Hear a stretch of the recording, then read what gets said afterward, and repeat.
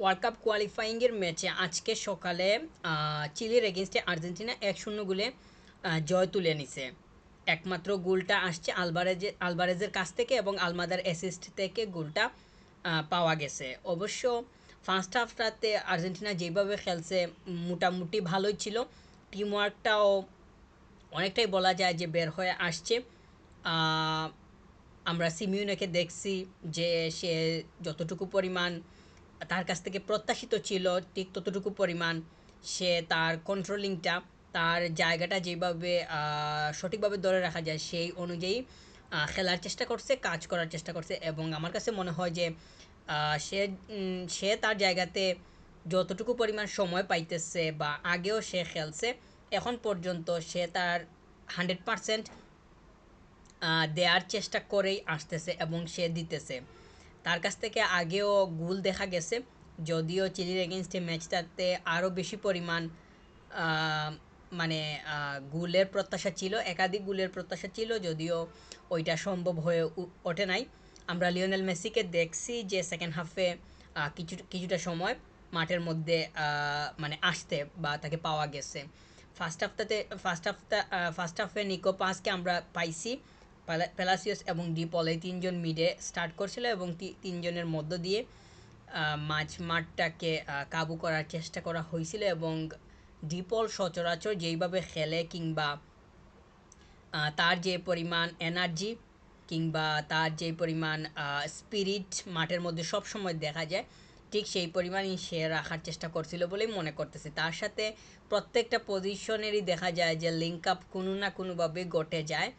আবার সেও মানে প্রত্যেকটা পজিশনের সাথে নিজেকে কিভাবে কানেক্ট করা যায়, বিল্ড করা যায়, ওই হিসাবটা মাথায় রেখে তার খেলাটা বা রুলটা সে প্লে করার ট্রাই করে। আমার কাছে মনে হয় যে ডিপল আসলে আর্জেন্টিনা এর অনেক বড় একটা মানে ডিপেন্ডেবল জায়গা।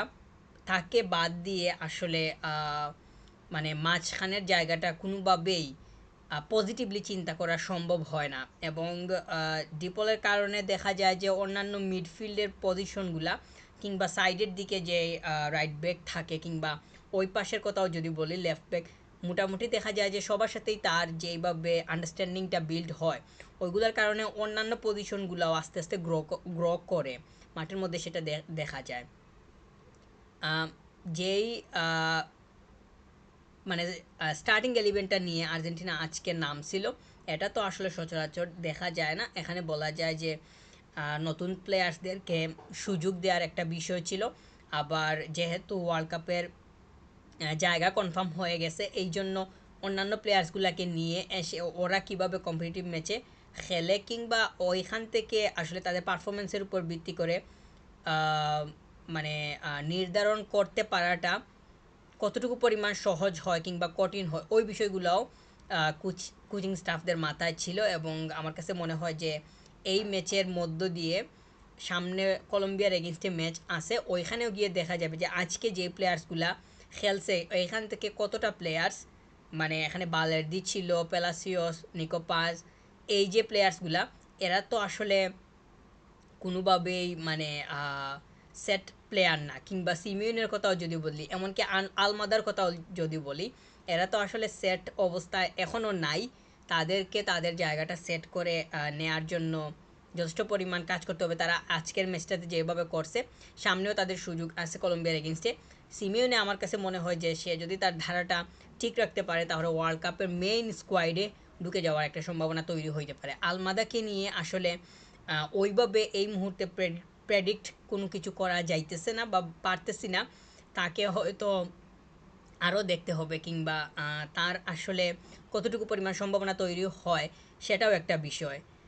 আহ, তবে সিমিউনোকে আমার কাছে মনে হয় যে তার বর্তমান সময়ে তার মধ্যে যেই স্পিরিটটা দেখা যাইতেছে কিংবা তার বলের উপরে যে কন্ট্রোলিংটা, এইটা কিন্তু খুবই আউটস্ট্যান্ডিং অবস্থায় আছে। তো এইটা কিন্তু মানে এইটাকে পুঁজি করা, এটাকে পুঁজি করে ভালো কোনো কিছুর আউটকাম আশা করা আসলে মন্দ হয় না। এটা মানে আমার কাছে মনে হয় যে আর্জেন্টিনা এটা কাজে লাগানোর চেষ্টা করবে। কোচিং স্টাফরা লিওনেল স্কালোনি তো আসলে প্লেয়ার্সদের মধ্যে সবসময় নিখুঁত বিষয়গুলা কিংবা যেই মানে তাদের যে পজিটিভ ট্রেটগুলো লুকিয়ে আছে এগুলা কীভাবে খুঁজে বের করা যায় এই দিকেই বেশি মনোযোগ থাকে। তো আমার কাছে মনে হয় যে সিমিউনে এর মানে উপরেও কোচিং স্টাফদের আলাদা নজর রাখবে। নিকো পাজ আসলে আমার কাছে মনে হয় যে সে হয়তো সামনের ওয়ার্ল্ড কাপে স্কোয়াডে হয়তো নাও থাকতে পারে, তবে আসলে নিশ্চিতভাবে কোনো কিছু বলা তো সম্ভব না, এটা শুধু অনুমান করেই বলতেছি কারণ তার পজিশন কিংবা তার যে জায়গাটা ওইখানে অনেক প্লেয়ার্সরা অ্যাভেলেবল আছে। তো ওরা অবশ্যই মানে মানে পরীক্ষিত, তারা আগেও খেলে আসছে এবং তাদেরকে বিট করে নিকো পাজ সে জায়গা ছিনিয়ে নেওয়া এটা কিন্তু খুবই সহজ বিষয় তার জন্য, মানে কোনোভাবেই হবে না, এখনও সহজ না, সামনেও সহজ হবে না। তবে মানে সে যদি যথেষ্ট পরিমাণ খেলার সুযোগ পায় তাহলে দেখা যাবে যে ওইখান থেকে হয়তো সে তার জায়গাটা বা নিজেকে প্রমাণ করে তার জায়গাটা সে ছিনিয়ে নিতে পারলেও পারতে পারে। আর পেলাসিওস তো আমরা অনেক সময় দেখি যে সে স্কোয়াডে থাকে দলে থাকে, আবার তাকেও অনেক সময় মানে সাবস্টিটিউট থেকে বেঞ্চ থেকে আসতেও দেখা যায়। তো এই প্লেয়ার্সটা চিলির এগেনস্টে স্টার্টিংয়ে খেলার সুযোগ পাইছে, এটা ডেজার্ভিংই ছিল বলবো। আর কলম্বিয়ার এগেনস্টে আসলে কারা খেলতে পারে না পারে সেটা তো আসলে দেখা যাবে। মলিনা, তাগলিয়াফিকো, রোমেরো এই তিনটা প্লেয়ার মানে ব্যাকলাইনে ছিল, আর বালের্দি শুধু অ্যাড হয়েছে, ওতামেন্ডি তো ছিল না, আর মার্টিনেস তো তার যেভাবে আছে সেভাবেই ছিল। আম, আমার কাছে মনে হয় যে কলম্বিয়ার এগেনস্টেও এই প্লেয়ার্সগুলোকে আলাদাভাবে সময় দেওয়া এবং তাদেরকে দেখে নেয়ার যে একটা সুযোগ এটা কোনোভাবে হাতছাড়া করার মানে ঠিক হবে না। অবশ্যই কোচরা এটা করবে না এবং প্লেয়ার্স কোচিং স্টাফরা সবসময় রেডি থাকে যে প্লেয়ার্সদেরকে কীভাবে সুযোগ দেওয়া যায়, এই বিষয়টা সবসময়ই দেখা যায়। আজকের ম্যাচটাতে চিলির এগেনস্টেও সেটা খুব ভালোভাবেই দেখা গেছে এবং প্লেয়ার্সরা যতটুকু পারছে ততটুকু পরিমাণ নিজেদেরকে সঠিকভাবে তুলে ধরার চেষ্টা করছে, কারণ এটা ছাড়া তো কোনো উপায় নাই নিজেকে প্রমাণ করার, কিংবা সামনে যেই ওয়ার্ল্ড কাপ আসতেছে ওইখানে তো ফাইনাল স্কোয়াডে ঢুকতে হলে তো প্রমাণ করা ছাড়া তো কোনো উপায় নাই। কোচিং স্টাফরা বিশেষ করে লিওনেল স্কালোনির চুকে যদি একবার পড়ে যায় কোনো একটা প্লেয়ার তাহলে তাকে বাদ দেওয়ার কোনো পরিকল্পনা আসলে থাকবে না, এটা নিকোলাস গঞ্জালেসকে দেখলেই সেটা আরও খুব ভালোভাবেই পরিষ্কার হয়। এই প্লেয়ার্সটাকে নিয়ে আমি আমার আগের ভিডিওতে কথা বলছি এবং প্রায় সময় দেখা যায় যে অনেক ফ্যান্সরা কিংবা অনেক অনেক লোকজন কথা বলতেছে যে নিকো গঞ্জালেস আসলে কেন বারবার দলে অ্যাড হয় কিংবা এর সুযোগ পায়। এর সুযোগ পাওয়ার অনেক কারণ থাকতে পারে, কিন্তু আমার কাছে মনে হয় যে ও আসলে কোচিং স্টাফরা ও তারে যেভাবে মানে তাকে যেভাবে চায় মাঠের মধ্যে সে সেভাবে থাকতে পারে, এই বিষয়টা তাকে অনেক বেশি পরিমাণ হেল্প করে বলে আমার কাছে মনে হয়। এই কথাটা আমি আগেও বলছি এখনও বলতেছি এবং যদি অন্যান্য যে প্লেয়ার্সগুলো আছে তারাও যদি একই পথ অনুসরণ করতে চায় তাহলে আমার কাছে মনে হয় যে তাদের মধ্যে এত বেশি পরিমাণ কোনো মানে কোনো মানে অনেক বেশি পরিমাণ স্কিলের কোনো প্রয়োজন হবে না। মানে লিওনেল স্কালোনি এর স্কোয়াডে যদি জায়গা কোনো প্লেয়ার্স পাইতে চায় তাহলে কোচিং স্টাফরা কীভাবে চাইতেছে, গেম প্ল্যানিংটা আসলে কী এবং টিম ওয়ার্কটা আসলে কীভাবে হইতে পারে, এই যে বিষয়গুলো আছে এগুলো ফলো করে যদি একটা প্লেয়ার আগাতে পারে কিংবা খেলতে পারে তাহলে আমার কাছে মনে হয় যে জায়গা কনফার্ম না হওয়া ছাড়া কোনো উপায় থাকবে না, এমনিতেই হয়ে যাবে। আর বর্তমান সময়ে তো আসলে এইভাবে নিশ্চিতভাবে কোনো কিছু বলা যাবে না কারণ প্লেয়ার্সদের তো অভাব নাই। এই যেই প্লেয়ার্সগুলা মানে ইতিমধ্যেই সেট অবস্থায় আছে তাদেরকে সরানো নতুনদের জন্য অনেক বেশি পরিমাণ কঠিন একটা বিষয় হবে, এটা মানে এত সহজ বিষয় হবে না। এনজো ফার্নান্দেজ, ম্যাকালিস্টার এই যে প্লেয়ার্সগুলো আছে কিংবা প্যারাদেস এই যে প্লেয়ার্সগুলো আছে তাদেরকে তো আসলে কোনোভাবেই মানে এই মুহূর্তে এমন কোনো প্লেয়ার্স নাই যে বা এমন কোনো আরও যে 2-3টা প্লেয়ার্স নাই যাদেরকে নিয়ে এসে তাদের জায়গা মানে 100% ফিল আপ করা যাবে, কিংবা অন্যান্য যে প্লেয়ার্সগুলো আছে তারাও যে নিজেকে ইতিমধ্যেই ওদের সমানভাবে প্রমাণ করতে পারছে তাও তো না। তবে যতটুকু পরিমাণ অন্যান্য প্লেয়ার্সরা আছে তারা যদি নিজেদেরকে আস্তে আস্তে সময়টা পাওয়ার মধ্য দিয়ে যদি প্রমাণ করতে পারে তাহলে দেখা যাবে যে ওই পর্যায়ে যাওয়ার একটা সম্ভাবনা তৈরি হইতে পারে, কারণ কোনো কিছু তো অসম্ভব না। সামনে ওয়ার্ল্ড কাপ আসতেছে, এনজো ফার্নান্দেজ, ম্যাকালিস্টার এরা তো নিজেদেরকে গত ওয়ার্ল্ড কাপে প্রমাণ করলো, এখান থেকেই তো বিশ্ব তাদেরকে খুব ভালোভাবেই মানে চিনে নিছে এবং বুঝে নিছে। তো সামনে ওয়ার্ল্ড কাপ আসতেছে ওইখানেও যদি মানে কোনো একটা প্লেয়ার্স নিজেকে প্রমাণ করে মানে ঢুকতে পারে তাহলে তো দেখা যাবে যে আসলে সেও নিজেকে চিনাইতেছে। আর আর্জেন্টিনার তো সামনে ভালো সুযোগ আছে। যেই প্লেয়ার্সগুলা মানে যেই প্লেয়ার্সগুলার কারণে গত ওয়ার্ল্ড কাপটা আর্জেন্টিনা উইন হইছে, মোটামুটি সব প্লেয়ার্সই ফিট অবস্থায় আছে। এইটা হইতেছে আর্জেন্টিনার সবথেকে বড় স্ট্রেংথের জায়গা। তো টিম ওয়ার্কটা গত ওয়ার্ল্ড কাপে যেভাবে বের হয়ে আসছিল, যেই স্পিরিটটা ছিল, ওই ধরনের স্পিরিট যদি সামনের ওয়ার্ল্ড কাপে দেখানো যায়, কিংবা আস্তে আস্তে যে টিমটা বিল্ড, নতুন প্লেয়ার্সগুলোকে সুযোগ দিয়ে, কিংবা যারা এত বেশি পরিমাণ সুযোগ পায় না তাদেরকে দিয়েও মানে তাদেরকে একটু সুযোগ দিয়ে তারা যদি নিজেদেরকে প্রমাণ করতে পারে, তাহলে তো স্কোয়াডে ঢুকে যাবে।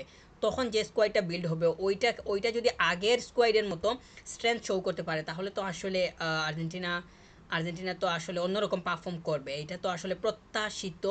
তবে এই মুহূর্তে তো আসলে ওইভাবে কোনো কিছু বলা যাবে না। প্লেয়ার্সগুলা মাঠের মধ্যে কি করে না করে, টিম ওয়ার্ক কীভাবে বের হয়ে আসে না আসে, ওই বিষয়টা হইতেছে মূল বিষয়। তবে সবথেকে স্বস্তির বিষয় এবং আনন্দের বিষয় হইতেছে, আমার কাছে খুবই ভালো লাগতেছে এটা দেখে যে নিকো পাজ গত ম্যাচটাতে স্টার্ট করছে, পেলাসিওস খেলার সুযোগ পাইছে, আলমাদা, বালার্দি, এই প্লেয়ার্সগুলা মানে খেলার সুযোগ পাইতেছে। এটা তো মানে বিরাট একটা বিষয়। কিংবা মানে আর্জেন্টিনা পরবর্তী মানে সামনের ওয়ার্ল্ড কাপের টিকিট কনফার্ম করে ফেলছে। এই জন্য যেই সেট প্লেয়ারগুলো আছে তাদেরকে তো আর এত বেশি পরিমাণ সময় এখন আর মানে না দেওয়াটাও মানে না মানে নাই দেয়া যায়। কারণ এটা তো স্বাভাবিক, যারা নতুন আছে তাদেরকে যদি একটু দেয়া যায়, তারা কম্পিটিটিভ মিনিট খেলার সুযোগ পাইলো। আবার এইখানে একটা মানে অন্য, যেহেতু ওয়ার্ল্ড কাপ কোয়ালিফাইংয়ের ম্যাচ, ওয়ার্ল্ড কাপেরই অংশ, ওইখানে তারা নিজেদের মেন্টালিটিটা কীভাবে শো করে, তাদের গেম সম্পর্কে যে আইডিয়া কিংবা এক্সপেরিয়েন্স, কিংবা তারা কীভাবে কোন স্টাইলে খেলতে চায়, ওই বিষয়গুলো যদি কোচিং স্টাফদের সামনে পরিষ্কারভাবে উঠে আসে, তাহলে দেখা যাবে যে কোনো দুইটা প্লেয়ার কিংবা একটা প্লেয়ার হয়তো সামনের ওয়ার্ল্ড কাপে স্কোয়াডে অটোমেটিক্যালি এমনিতেই জায়গা পেয়ে যাবে। আর আমি তো বললাম, সিমিউনে এই যে প্লেয়ারটা আছে, এই প্লেয়ারটা সামনের ওয়ার্ল্ড কাপের স্কোয়াডে থাকার সম্ভাবনা আমি অনেক বেশি পরিমাণ দেখতেছি, যদি সে ফিট থাকে।